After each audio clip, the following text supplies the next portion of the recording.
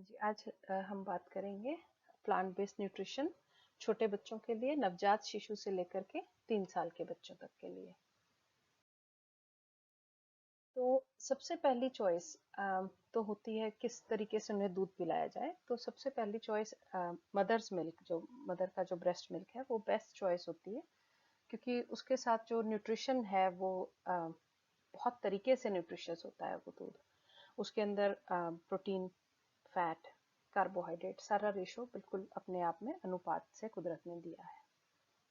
ठीक है, तो उसको कम से कम 1 साल तक या फिर 2.5 से 3 साल तक अगर मदर का मिल्क मिल सके बच्चे को तो वो बेस्ट होता है। लेकिन वी डू अंडरस्टैंड कि ज़रूरी नहीं है कि हर एक के पास ये ऑप्शन हो। कई बार जल्दी वीन करना पड़ता है या ब्रेस्ट फीड कर ही नहीं पाते हैं। तो उस केस में हम क्या करेंगे कि ह्यूमन मिल्क होता है, ह्यूमन मिल्क के बैंक्स होते हैं, वहाँ पर अवेलेबल होता है। वो पास्चराइज्ड होता है, स्क्रीन्ड होता है, सब कुछ कंट्रोल में होता है उसका। ठीक है, तो अगर आपको वो अवेलेबल हो तो कर सकते हैं। अदरवाइज जो फुल टर्म बेबीज हैं उनके लिए ऑर्गेनिक नॉन जीएमओ सोय बेस्ड फार्मूला मार्केट में अवेलेबल है। तो अगर जब हम बात करेंगे ना, पहले 1 साल के अंदर जो बच्चा है, नवजात से लेकर के पहले 1 साल तक, उन्हें ब्रेस्ट मिल्क से वीन करने के बाद अचानक से ऐसे ही नहीं छोड़ सकते हैं। अगर ब्रेस्ट मिल्क नहीं मिल रहा है तो उन्हें एक सोया बेस्ड फार्मूला ज़रूरी है उनकी ग्रोथ के लिए। ठीक है, यहाँ पर हम जब ध्यान देते हैं कि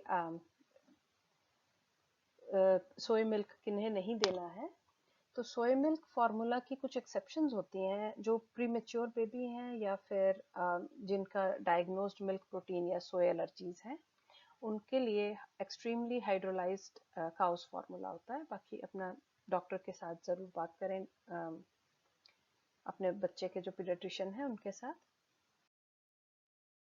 सप्लीमेंट्स की बात यहाँ पर आती है कि विटामिन B12 जो है वो चाहिए होता है। अगर ब्रेस्ट फीड कर रही है मदर, तो मदर का विटामिन B12 का इनटेक रेगुलर होना ज़रूरी है। अबाउट 2000 माइक्रोग्राम से लेकर 5000 माइक्रोग्राम अ वीक तक। ठीक है, और विटामिन डी, जहाँ तक हम बच्चों की बात करते हैं, तो विटामिन डी उनको अगर 15-20 मिनट के लिए भी बाहर बिना सनस्क्रीन के, मिड डे सन मतलब in the middle of the day, दोपहर को थोड़ा सा धूप मिल जाए तो बहुत अच्छा होता है।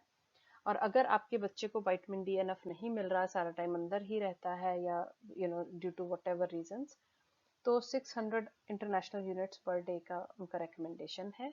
वो आपको मिल सकता है कहीं पर भी ओवर द काउंटर। ठीक है, एक सवाल पूछा जाता है आयरन। तो बच्चों को आयरन सप्लीमेंट्स यूजुअली इनकरेज नहीं किए जाते हैं।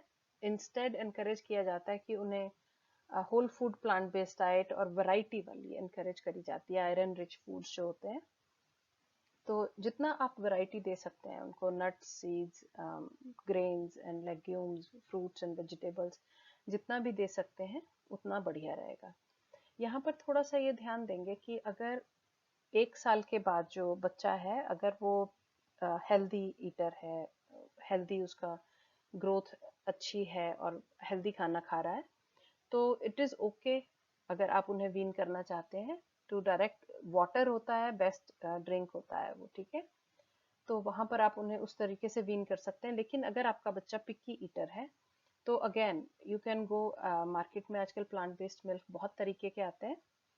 हेम्प मिल्क है, सोय मिल्क है, आलमंड मिल्क है, बहुत तरीके के दूध होते हैं प्लांट बेस्ड, तो वो आप लेकर के आप यूज कर सकते हैं।